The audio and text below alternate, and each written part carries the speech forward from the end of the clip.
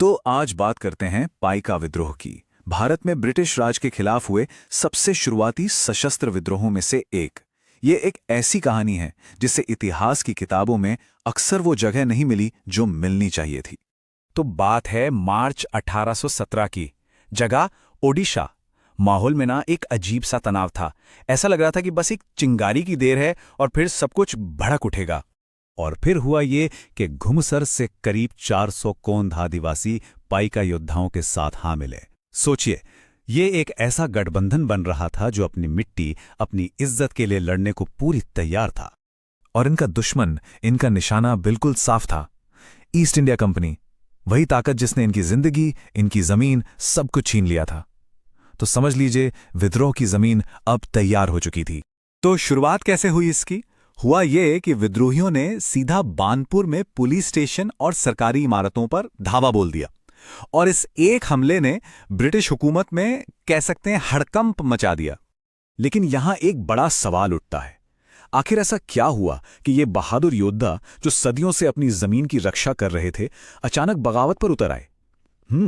इस क्यों का जवाब जानने के लिए हमें थोड़ा सा टाइम में पीछे चलना होगा। तो चलिए उन वजहों को कुरेदते हैं जिन्होंने इस विद्रोह के बीज बोए। देखिए, ये कोई एक दिन का गुस्सा नहीं था। नहीं, ये तो सालों से सुलग रही एक आग थी जो अब लावा बन चुकी थी। तो सबसे पहले ये समझना जरूरी है कि ये पाइका थे कौन। असल में ये सिर्फ किसान नहीं थे।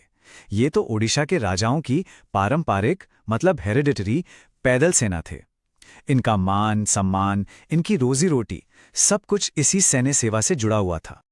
पर जैसे ही ईस्ट इंडिया कंपनी आई, उनकी यह पूरी की पूरी दुनिया मानो ताश के पत्तों की तरह बिखेर दी गई।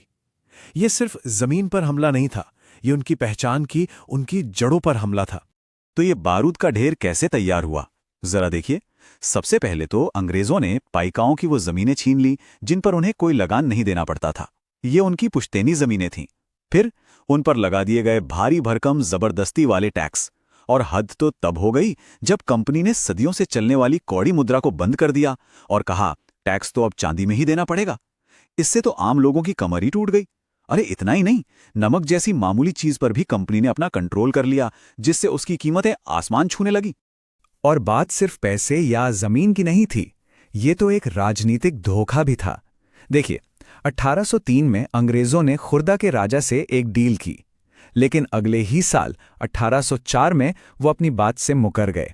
राजा के सलाहकार जयी राजगुरु को तो फांसी पर लटका दिया और राजा को ही देश निकाला दे दिया। बस इसी के साथ पाइकाओं का शाही सहारा भी गया और उनकी जमीनें भी। तो जब इतना सब कुछ हो चुका था तो नतीजा क्या होना था? सालों से जो गुस्सा अंदर ही अंदर सुलग रहा था, वो आखिरकार एक बड़े विद्रोह के रूप में फट पड़ा। तो चलिए अब देखते हैं कि ये लड़ाई की आग पूरे ओडिशा में कैसे फैली। शुरुआत में तो विद्रोहियों को जबरदस्त कामयाबी मिली। बख्शी जगबंधु के नेतृत्व में उन्होंने पुलिस स्टेशनों, सरकारी दफ्तरों सब पर धावा बोल दिया। अंग्रेजी खजानों को लूट लिया गया। और कमाल की बात यह थी कि उन्हें राजाओं, जमींदारों, आम किसानों सबका साथ मिला। ये विद्रोह इतनी तेजी से पूरी पिपली और कटक तक फैल गया कि अंग्रेज भी हैरान रह गए। हाँ, तो अब इस पूरे संघर्ष के घटनाक्रम पर एक नजर डालते हैं। मार्च 1817 में विद्रोह शुरू हुआ और सिर्फ 3 महीने में यानी जून 1817 तक अंग्रेजों ने मुख्य विद्रोही सेना को हरा दिया। लेकिन कहानी यहीं खत्म नहीं हुई। गुरिल्ला लड़ाई चलती रही। आखिरकार 1825 में बख्शी जगबंधु ने कुछ शर्तों के साथ सरेंडर किया और फिर 1829 में कटक की जेल में एक कैदी के तौर पर उनकी मौत हो गई। सिर्फ 3 महीने, सोचिए। अंग्रेजों की बेहतर टेक्नोलॉजी और सेना के सामने संगठित विद्रोहियों की मुख्य सेना को कुचलने में उन्हें बस 3 महीने लगे। इससे उनकी फौजी ताकत का अंदाजा लगाया जा सकता है। लेकिन इसका मतलब ये नहीं कि पाइकों ने हार मान ली। बिल्कुल नहीं। मुख्य सेना भले ही हार गई हो, पर उनका जज्बा नहीं टूटा। उन्होंने लगभग 2 और साल तक गुरिल्ला युद्ध जारी रखा। ये उनके जबरदस्त हौसले का सबूत है। कोई भी लड़ाई हो, कोई भी विद्रोह, वो अपने पीछे कुछ ना कुछ छोड़ जाता है, अपनी एक विरासत। तो अब जरा देखते हैं कि पाइका विद्रोह का अंजाम क्या हुआ और इतिहास इसे किस तरह से याद रखता है। और ये स्लाइड, ये तस्वीर बिल्कुल साफ कर देती है। नतीजा कितना एक तरफा था। एक तरफ विद्रोही नेताओं को या तो फांसी दे दी गई या लंबी लंबी जेल की सजाएं, उन्हें घर से बेघर कर दिया गया। और दूसरी तरफ अंग्रेजों ने क्या किया? बस एक दिखावे के लिए जांच कमीशन बना दिया। जिन जालिम नीतियों की वजह से ये सब शुरू हुआ था, उन्हें बदला तक नहीं गया, कोई सुधार नहीं। एक और बात, ये विद्रोह सिर्फ जमीन या सत्ता की लड़ाई नहीं थी, ये अपनी पहचान की लड़ाई थी। विद्रोहियों ने भगवान जगन्नाथ को अपनी एकता का, उड़िया एकता का प्रतीक बनाया।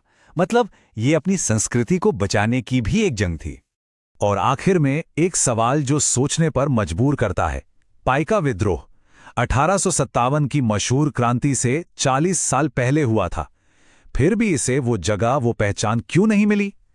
ये हमें सोचने पर मजबूर करता है कि आखिर इतिहास कैसे लिखा जाता है। कौन तय करता है कि किन लड़ाइयों को याद रखा जाएगा और किन्हें इतिहास के पन्नों में कहीं गुम कर दिया जाए?